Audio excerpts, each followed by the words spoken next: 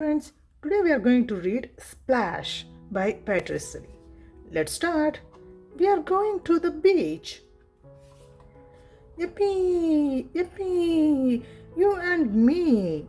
Towel, hat, sunglasses, sand toys. Wee! Ouch, ouch, ouch! This sand is hot. Towel, umbrella, now it is not. Squid, squid, sunscreen on our skin. Robbie, Robbie, Rob, in. Let's go swim. Splashy, splash. Run away from waves that crash. Seashell, starfish, crabs, a clam.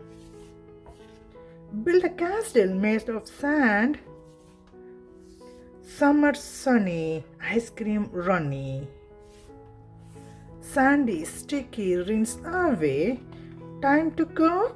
No. Time to stay. More summer things. Sunflower, lemonade, butterfly, wedding pool, strawberries, bumblebees, ice pops, sprinkler, floaties. The end. I hope you love this book, friends. See you next time with a different book. Bye bye.